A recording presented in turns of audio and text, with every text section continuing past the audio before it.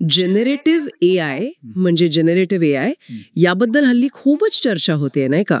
अगदी सगळीकडेच. आपण तो रोजच वापरतो.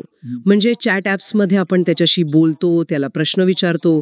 पण कधी विचार केलाय की हे पडद्यामागे नेमकं कसं चालतं? समजा आपल्याला स्वतःचा एक छोटा एआय असिस्टंट बनवून त्याच्याशी खेळायची संधी मिळाली तर? आणि तेही कुठलंही किचकट कोडिंग किंवा तांत्रिक ज्ञान न वापरता. हो. आज आपण नेमकं तेच करणार आहोत. अच्छा. आजच्या आपल्या चर्चेचा आधार आहे मायक्रोसॉफ्ट लर्नची एक एक्सरसाइज. तिचं नाव आहे explore generative AI in Azure AI foundry portal. याच्या मदतीने आपण एआयच्या जगात एक फेरफटका मारणार आहोत. म्हणजे आपण फक्त वरवरची माहिती नाही घेणार, तर प्रत्यक्ष एक छोटा एआय तयार करण्यापासून ते त्याच्याशी बोलण्यापर्यंतचा सगळा प्रवास अनुभवणार आहोत. अगदी बरोबर. आणि आपला उद्देश फक्त हे कसं करायचं हे पाहणं नाहीये, तर हे असं का काम करतं, या मागची जी तत्त्व आहेत ती सोप्या मराठीत समजून घ्यायची आहेत. आपण एक प्रोजेक्ट तयार करू, एआय सोबत गप्पा मारू आणि शेवटी आपण तयार केलेला पसारा आवरायलाही शिकू. उत्तम. म्हणजे हे ऐकल्यावर कोणालाही आत्मविश्वास येईल की ते स्वतः हे करून बघू शकतात. बरोबर. चला तर मग सुरुवात करूया. ठीक आहे. तर सगळ्यात पहिलं काम म्हणजे आपली कामाची जागा, आपलं वर्कशॉप तयार करणे. त्यासाठी ai.azure.com या वेबसाईटवर जाऊन साइन इन करायचं आहे. पण एक मिनिट, हे ॲझ्योर एआय फाउंड्री म्हणजे नेमकं काय? हे काहीतरी नवीन वाटतंय. चांगला प्रश्न आहे. सोप्या भाषेत सांगायचं तर ही मायक्रोसॉफ्टनी दिलेली एक मोठी सुसज्ज अशी प्रयोगशाळा आहे. प्रयोगशाळा? हो. इथे जगातली सर्वोत्तम एआय मॉडेल्स आधीच तयार ठेवलेली आहेत. आपल्याला स्वतःच्या कॉम्प्युटरवर काहीही इन्स्टॉल करायची गरज नाही. अच्छा. आपण थेट तिथे जाऊन या मॉडेलसोबत खेळू शकतो, त्यांना वापरून नवीन ॲप्लिकेशन्स तयार करण्याची सुरुवात करू शकतो. अरे वा. म्हणजे आपल्याला सुरुवातीपासून सगळं काही तयार करायची गरज नाही. हे तर उत्तम आहे. तर वेबसाईटवर साइन इन केल्यावर आपल्याला GPT-4o नावाचं मॉडेल शोधायचं आहे. पण हेच का? म्हणजे बाजारात तर खूप मॉडेल्स आहेत. GPT-4o मध्ये असं काय विशेष आहे? उत्तम प्रश्न. GPT-4o मधला जो ओ आहे त्याचा अर्थ आहे ऑम्नी. ऑम्नी म्हणजे सर्वव्यापी. हे मॉडेल फक्त टेक्स्ट म्हणजे लिहिलेले शब्द नाही, तर इमेज आणि ऑडिओ सुद्धा समजू शकतं. अच्छा. जरी आज आपण फक्त टेक्स्ट वापरणार असलो तरी हे सध्याच्या सर्वात शक्तिशाली आणि अष्टपैलू मॉडेल्सपैकी एक आहे. त्यामुळे आपल्याला त्याच्या क्षमतेची खरी कल्पना येते. समजलं. तर हे मॉडेल शोधून त्यावर यूज दिस मॉडेलवर क्लिक करायचं. यानंतर एक क्रिएट अ प्रोजेक्ट नावाचा फॉर्म उघडतो. इथे बरीच माहिती भरायला सांगितली आहे. प्रोजेक्ट नेम तर सोप्पा आहे, आपण काहीतरी नाव देऊ. पण पुढचा पर्याय आहे अझुरे एआय फाउंड्री रिसोर्स. थांबा, आपण आधीच एका प्रोजेक्टमध्ये नाही का? हे आता दुसरं काय आहे? आहात याची नोंद आहे. पण जेवण बनवण्यासाठी तुम्हाला गॅस लागतो, भांडी लागतात, वीज लागते, बरोबर? हो. हे रिसोर्स म्हणजे ती सगळी सामग्री आणि ऊर्जा आहे. याच रिसोर्समुळे तुमच्या एआय मॉडेलला काम करण्याची ताकद मिळते. तुमचा सगळा डेटा, तुमचं मॉडेल हे सगळं या रिसोर्समध्ये सुरक्षित राहतं. अच्छा. म्हणजे प्रोजेक्ट ही फाईल आहे आणि रिसोर्स हे ते कम्प्युटर आहे ज्यावरती फाईल चालणार आहे, असं म्हणू शकतो का? अगदी बरोबर. परफेक्ट. ठीक आहे. पुढे आहे सबस्क्रिप्शन आणि रिसोर्स ग्रुप. सबस्क्रिप्शन म्हणजे ॲझ्योरच्या सेवा वापरण्यासाठी लागणारी आपली मेंबरशिप. आणि रिसोर्स ग्रुप ही एक अतिशय उपयुक्त गोष्ट आहे. ती कशी? याला आपण सहलीला जातानाची बॅग म्हणू शकतो. आपण सहलीला जाताना आपलं सगळं सामान, खाण्याचे पदार्थ, पाणी एका बॅगेत भरतो, जेणेकरून ते हरवू नये.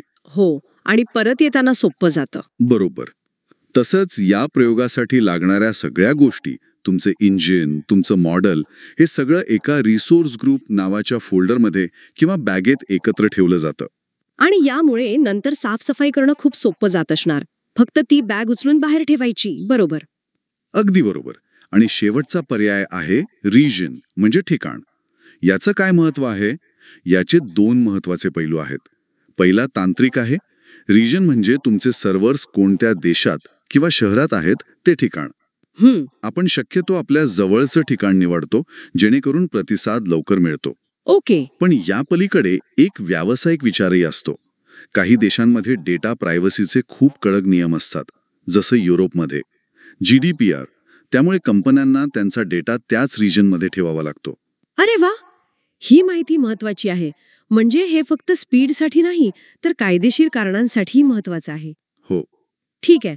मग सगळी माहिती भरल्यावर क्रिएट बटन दाबायचं आणि मग थांबायचं. हो, याला काही मिनिटं लागू शकतात.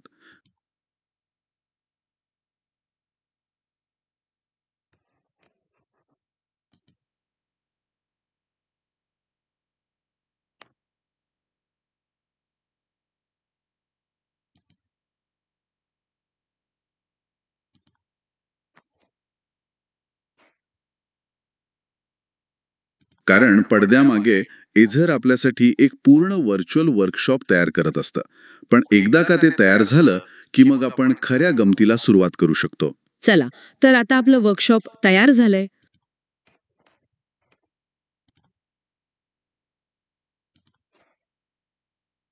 आता खरी मजा सुरू होते. डावीकडच्या मेन्यूमधून प्ले ग्राउंड्स निवडायचं. नावावरूनच कल्पना येतेय की इथे खेळायला मिळणार आहे. अगदी. प्लेग्राऊंड म्हणजे एक सुरक्षित जागा.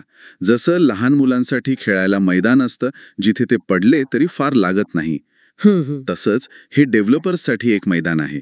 इथे आपण मूळ मॉडेलला धक्का न लावता, काहीही न बिघडवता AI सोबत वेगवेगळे प्रयोग करू शकतो. ओके. तर प्लेग्राऊंडमध्ये गेल्यावर ट्राय द चॅट प्लेग्राऊंडवर क्लिक करायचं. आता आपल्यासमोर एक चॅट विंडो उघडली आहे. उजव्या बाजूला सेटअप नावाचा विभाग आहे. तिथे आपलं GPT-4o मॉडेल निवडलेलं आहे याची खात्री करायची आहे. पण इथे एक सिस्टम प्रॉम्प्ट नावाची गोष्ट आहे. त्यात लिहिलेलं आहे, you are an AI assistant that helps people find information. ही तर एक साधी सूचना वाटतेय. अजिबात नाही. ही या सगळ्या प्रयोगातील कदाचित सर्वात महत्वाची गोष्ट असू शकते. असं? हो, ही साधी सूचना नाहीये. हे म्हणजे आपण त्या AIला त्याचं पात्र, त्याची भूमिका समजावून सांगत आहोत. पात्र म्हणजे जसं नाटकात असतं तसं. अगदी. जसं आपण एखाद्या नटाला सांगतो की या नाटकात तू एक कठोर पोलीस इन्स्पेक्टर आहेस आणि तुला तसंच वागायचं आहे. अच्छा.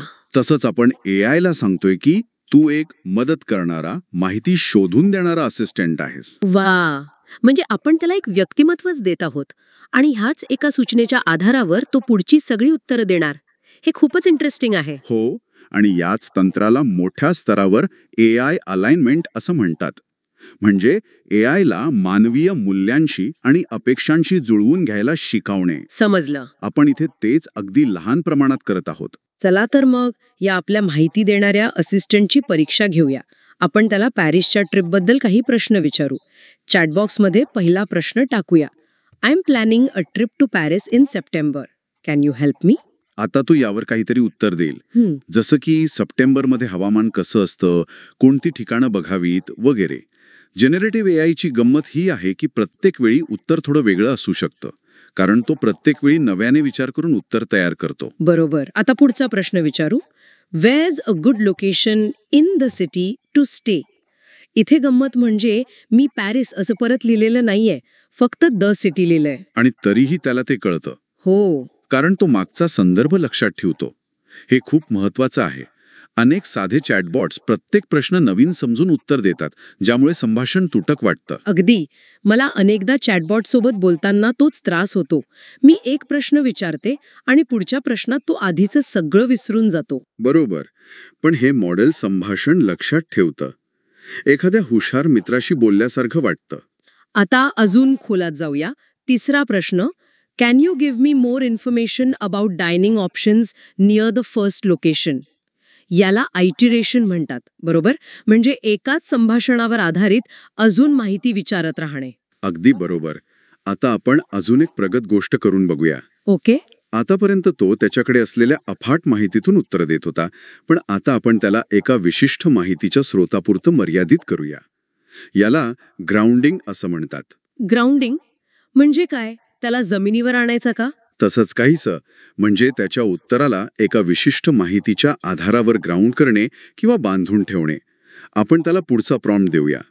Based on the information at https.en.wikipedia.org/wiki history of Paris, what were the key events in the cities history. पेजवर माहिती अपूर्ण असेल तर? तुम्ही अगदी अचूक मुद्दा पकडला आहे.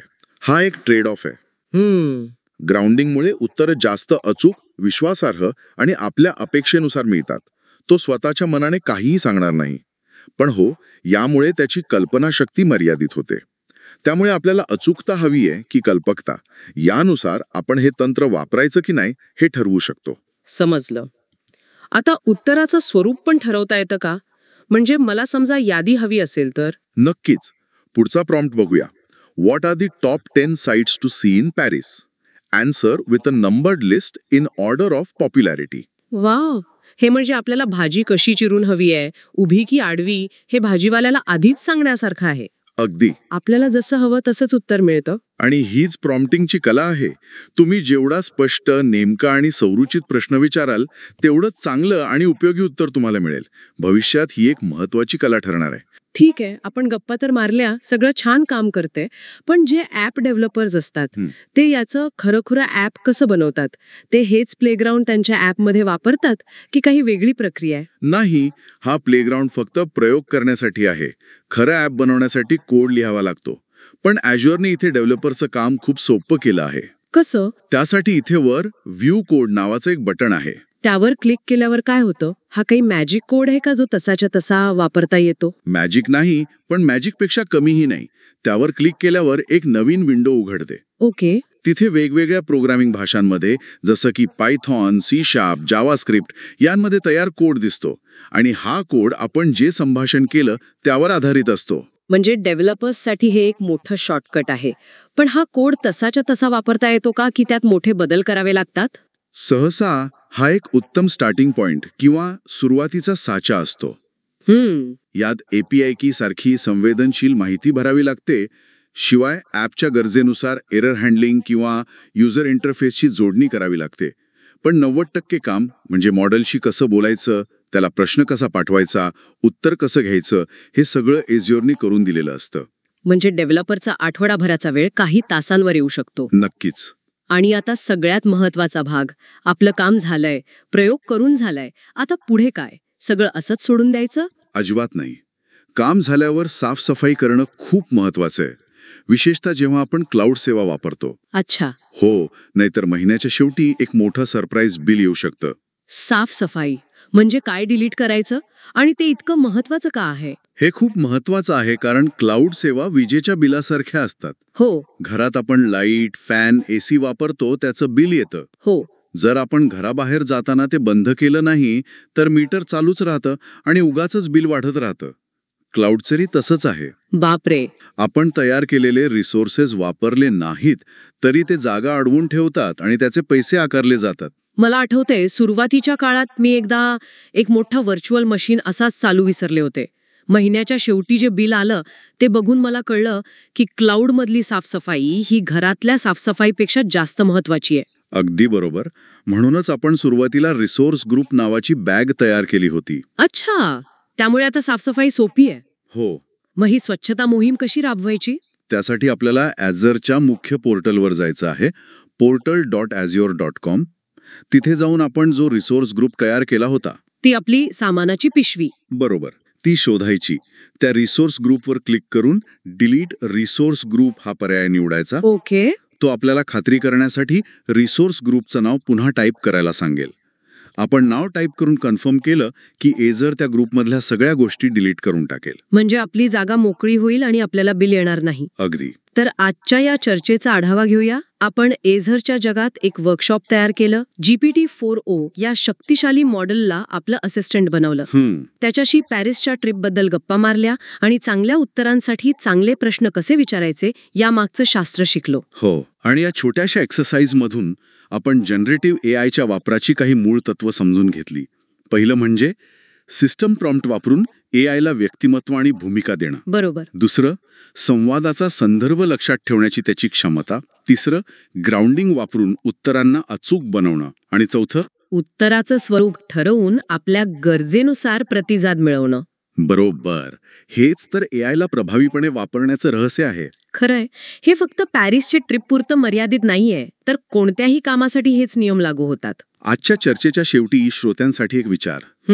आपण AIला एक मदत करणारा असिस्टंट बनवलं कारण त्याचा सिस्टम प्रॉम्प्ट तसा होता. पण विचार करा, जर आपण तो सिस्टम प्रॉम्प्ट बदलला तर काय होईल? म्हणजे समजा आपण प्रॉम्प्ट दिला की तू एक स्टँड अप कॉमेडियन आहेस जो फक्त टेक्नॉलॉजीवर विनोद करतो. किंवा किंवा तू तू 16व्या शतकातील एक इतिहासकार आहेस जो आजच्या काळातल्या गोष्टींवर भाष्य करतो. बरोबर. त्या एआयचं व्यक्तिमत्व, त्याची बोलण्याची पद्धत सगळं काही पूर्णपणे बदलून जाईल. अगदी. तर मग प्रश्न हा आहे की आपल्यासाठी सर्वात उपयोगी किंवा सर्वात मजेशीर एआय असिस्टंट कोणता असू शकतो? जो आपल्याला कामात मदत करेल, की जो आपल्याला रोज एक नवीन विनोद सांगेल, की जो आपल्याला इतिहासातल्या गोष्टी सोप्या करून सांगेल? बरोबर. या एका छोट्याशा टेक्स्ट बॉक्समध्ये आपण एक पूर्णपणे नवीन डिजिटल व्यक्तिमत्व तयार करू शकतो. याचा विचार नक्की करा. शक्यता अनंत आहेत.